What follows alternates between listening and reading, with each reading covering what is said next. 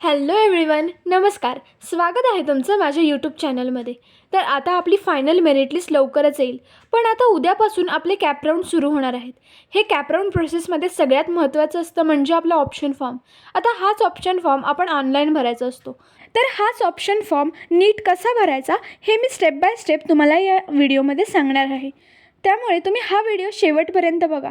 आणि जर तुम्ही माझ्या चॅनलवरती नवीन असाल किंवा अजूनही चॅनलला सबस्क्राईब केलं नसेल तर आत्ताच सबस्क्राईब करा.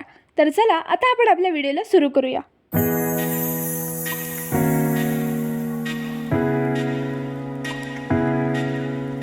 तर मित्रांनो, ही PDF आहे. ह्या PDF मध्ये सगळे स्टेप्स दिलेले आहेत की ऑप्शन फॉर्म कसा भरायचा. तर ही मी आता तुम्हाला स्टेप बाय स्टेप एक्सप्लेन करणार आहे. आणि जर तुम्हाला ही PDF डिटेलमध्ये बघायची तर मी या PDFची लिंक डिस्क्रिप्शनमध्ये देते. सो तुम्ही तिथे जाऊन ही PDF डिटेलमध्ये वाचा आणि काही डाऊट्स असतील तर इथे सगळे ते क्लिअर केलेले आहेत. तर आता आपण स्टार्टिंगपासून बघूयात की स्टार्टिंगला इथे त्यांनी इंडेक्स दिलं आहे. आता स्टार्टिंगला ॲप्लिकेशन फॉर्म लॉग इन. तर आपलं जे लॉग इन आहे जे आपण ऑफिशियल साईटवरती जाऊन करतो ते आपल्याला लॉग इन इथे करायचं आहे. आणि ऑलरेडी रजिस्टर्डमध्ये आपण जाऊन करतो हे सगळं आपल्याला माहिती आहे. आपण प्रोव्हिजनल लिस्ट बघतानासुद्धा असंच लॉग इन केलं होतं. तर इथे तुम्हाला ॲप्लिकेशन ID पासवर्ड वगैरे सगळं टाकून लॉग इन करायचं आहे. आणि इथे त्यांनी काय दिलं आहे, note the candidate whose name appeared in the final merit list and fulfilling the condition for filling the option form for this round shall be eligible to submit option form. म्हणजेच काय की ज्या ज्या कॅन्डिडेट्सचं नेम हे final merit लिस्टमध्ये आलेलं आहे ते कॅन्डिडेट्स हे ऑप्शन फॉर्म भरण्यासाठी एलिजिबल आहेत. तर आता इथे तुम्ही ऑप्शन फॉर्म लॉग इन केल्यानंतर तुम्हाला इथे ऑप्शन फॉर्मची स्टेटसचं एक ऑप्शन दिसेल. इथे तुम्ही बघू शकता. आता इथे खाली आपण जेव्हा रजिस्टर्ड कॅन्डिडेटमध्ये लॉग इन करतो तर आत्ता सध्या आपल्याला एक साधं लॉग इन पेज दिसतं. पण जेव्हा आपलं कॅप राऊंड सुरू होईल तेव्हा इथे तुम्हाला दिसते रेड कलरमध्ये incomplete option form for cap round असं दिसेल. त्यामुळे तुम्ही इथे लेफ्ट साईडला खाली ऑप्शन फॉर्मच्या इथे फिल ऑर एडिट ऑप्शन फॉर्ममध्ये जाऊन ते ऑप्शन सिलेक्ट करू शकता. आता हे केलं की तुम्हाला इथे 4 अजून ऑप्शन्स दिसतील. ह्यामध्ये तुम्हाला काय करायचं, हे आपले 4 स्टेप्स आहेत. शॉर्टलिस्ट युअर ऑप्शन्स म्हणजेच की तुम्हाला कोणकोणते कॉलेजेस भरायचे आहेत तुमच्या फॉर्ममध्ये हे तुम्ही आधी नीट लिस्ट बनवा. त्यानंतर सेट युअर प्रिफरन्सेस म्हणजे तुम्हाला कोणती युनिव्हर्सिटी पाहिजे तुमचे सगळे प्रेफरन्सेस तुम्ही नीट सेट करा. ऑप्शन फॉर्म समरी आणि कन्फर्म युअर ऑप्शन फॉर्म. आता ही समरी म्हणजे काय, थोडक्यात की तुम्ही कोणकोणते ऑप्शन्स भरलेत, कोणकोणते कॉलेजेसचे नाव भरलेत हे तुम्हाला तिथे दिसेल. आणि फायनली तुम्हाला कन्फर्म करायला लागेल. तर आता हा आहे आपला first option, shortlist your options. तर इथे तुम्ही बघू शकता ही आपली फर्स्ट स्टेप आहे. आणि इथे त्यांना काय दिलं आहे की ते तुमचं पर्सनल इन्फॉर्मेशन आणि इम्पॉर्टंट इन्स्ट्रक्शन्स आहेत. Select course name. आता इथे BTech वगैरे येईल तर तुम्हाला तिथे BTech सिलेक्ट करायचं आहे. त्यानंतर सिलेक्ट युनिव्हर्सिटी. युनिव्हर्सिटी म्हणजे काय की तुम्ही आत्ता सध्या कोणत्या युनिव्हर्सिटीमध्ये आहात, म्हणजे 12th तुम्ही कोणत्या युनिव्हर्सिटीमध्ये कंप्लीट केली आहे ती युनिव्हर्सिटी तुम्हाला सिलेक्ट करायची आहे. त्यानंतर तुमचं डिस्ट्रिक्ट. त्यानंतर इन्स्टिट्यूट स्टेटस डिटेल्स म्हणजे तुमचं इन्स्टिट्यूटचं स्टेटस काय, त्यानंतर ऑटोनॉमी स्टेटस काय, त्यानंतर मायनॉरिटी स्टेटस आणि TFWS तुम्हाला घ्यायचं आहे का नाही ते सगळं. नंतर इथून सर्च इन्स्टिट्यूट करायचं. सेव्ह अँड प्रोसीड या ऑप्शनवरती क्लिक करायचं. त्यानंतर इथे पुढे तुम्हाला सगळे ऑप्शन्स दिसतील. तुम्हाला कोणतं कॉलेज पाहिजे यामध्ये तुम्ही सगळे कोड वगैरे इथे जो आहे तो नीट चेक करून इथे सिलेक्टच्या चेकबॉक्समध्ये टिक करायचं आहे. आता इथे सगळ्या कॉलेजेसची नावं तिथे नागपूर, पुणे, कोल्हापूर, सातारा, मुंबई तुम्हाला सगळे कॉलेजेस दिसणार आहेत. फक्त तुम्हाला एवढंच करायचं आहे की त्याचा जो चॉईस कोड आहे तो केअरफुली तुम्ही तिथे टाकायचा आहे. कधी कधी कॉलेजेसचे नाव सेम असतात पण आपला चॉईस कोड चुकतो त्यामुळे आपलं नुकसान होतं. त्यामुळे ते तुम्ही आधी चॉईस कोड नीट सिलेक्ट करा. चॉईस कोड इथे तुम्ही सगळे सिलेक्ट केले, तुम्हाला कोणकोणते कॉलेजेस पाहिजेत ही सगळी लिस्ट तिथे तयार केली की ॲड सिलेक्टेड ऑप्शन्समध्ये जाऊन ते जे तुमचे ऑप्शन्स आहेत ते तुम्हाला कन्फर्म करायचे आहेत. आता तुम्ही कन्फर्म केलेली जी लिस्ट आहे ती अशी दिसेल तुम्हाला. इथे या स्टुडंटने 8 ऑप्शन्स टाकलेले आहेत. इथे तुम्ही बघू शकता. आता इथे त्यांनी बायोटेक्नॉलॉजी सिलेक्ट केलं आहे बट आपलं आहे ते इंजिनिअरिंगसाठी. सो आपण इथे BTechचे कोर्स सिलेक्ट करणार आहोत. इथे त्यांनी हा चॉईस कोड सिलेक्ट करून कॉलेज सिलेक्ट केलेला आहे. त्यानंतर इथे तुम्ही खाली तुम्हाला ऑप्शन दिसेल राईट साईडला डिलीट सिलेक्टेड ऑप्शन्स म्हणजे आता एखादं कॉलेज तुम्ही चुकून ॲड केलं तर तुम्हाला ते डिलीटसुद्धा करता येतं.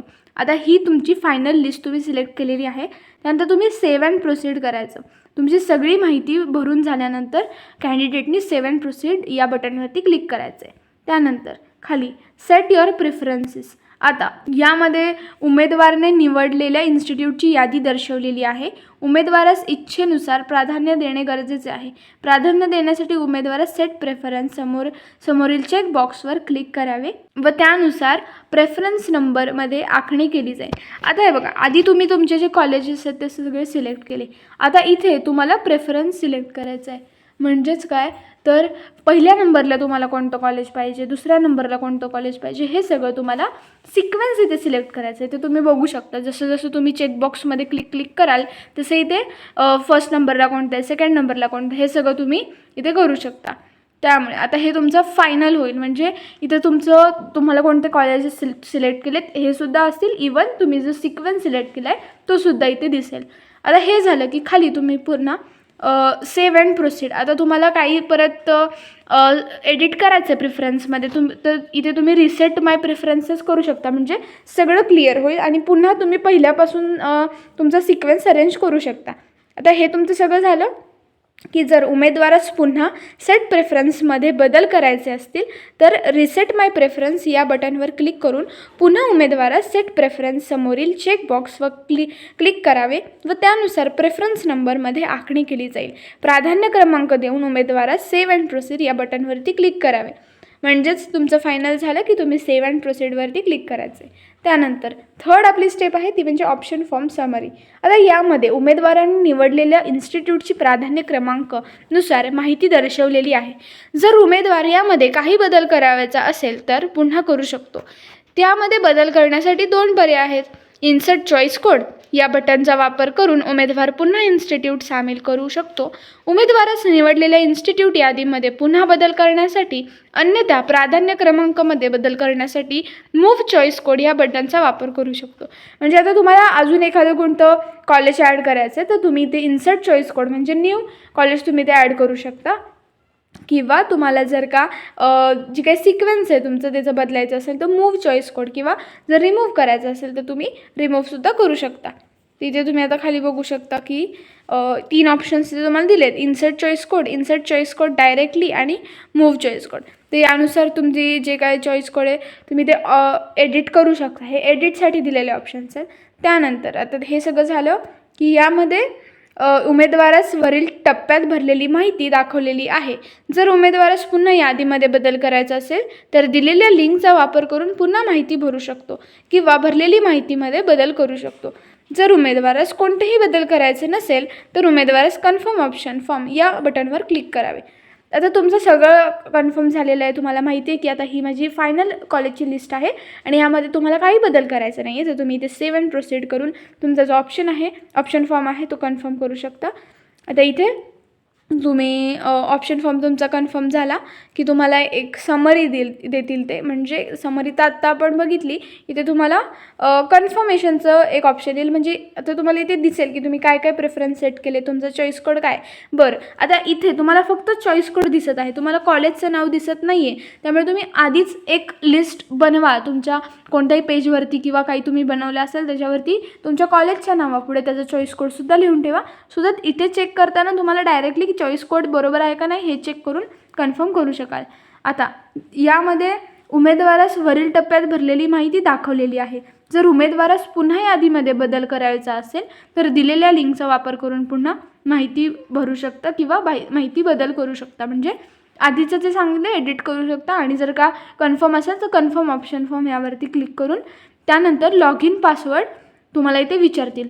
आता जेव्हा तुम्ही कन्फर्म कराल तेव्हा तुमचा जो तुम्ही मोबाईल नंबर रजिस्ट्रेशन करताना दिलेला आहे त्यावरती एक OTP येईल. पण त्या OTPसाठी आधी तुम्ही पासवर्ड टाकायचा जो तुम्ही रजिस्ट्रेशन करताना सेट केलेला आहे.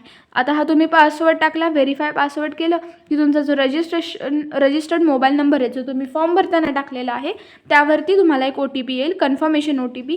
हा OTP तुम्हाला इथे टाकायचा आहे, हा कॅप्चा फिल करायचा आणि कन्फर्म ऑप्शन फॉर्म करून तुमचं जी काही कॉलेजची लिस्ट आहे ती तुम्हाला इथे कन्फर्म करायची आहे. त्यामुळे तुम्हाला इथे हा ॲप्लिकेशन नंबर येईल आणि तुमची कॉलेजची लिस्ट कन्फर्म झालेली आहे असं तुम्हाला तिथे सांगण्यात येईल. तर असा हा आपला ऑप्शन फॉर्म भरायचे सगळे स्टेप्स होत्या. होप सो तुम्हाला हा व्हिडिओ आवडला असेल. तुम्हाला जे काही कॉलेज फॉर्म भरतानाचे स्टेप्स आहेत ह्या नीट समजल्या असतील. अजून डिटेलमध्ये जर तुम्हाला पाहिजे असेल तर खाली मी डिस्क्रिप्शनमध्ये या PDF ची लिंक दिलेली आहे, ती तुम्ही जाऊन चेकआउट करा. आणि आपल्या सगळ्यांना छान कॉलेज भेटणारच आहे, तुम्ही अजिबात टेन्शन घ्यायचं नाही आहे.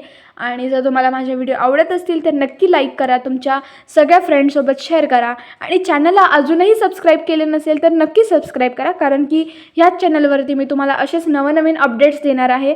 आणि इवन 12th स्टँडर्डच्या स्टुडंटसाठी सुद्धा टिप्स अँड ट्रिक्स सगळे व्हिडिओज प्रोव्हाइड करणार आहे. त्यामुळे माझ्या चॅनलला सबस्क्राईब करा. धन्यवाद.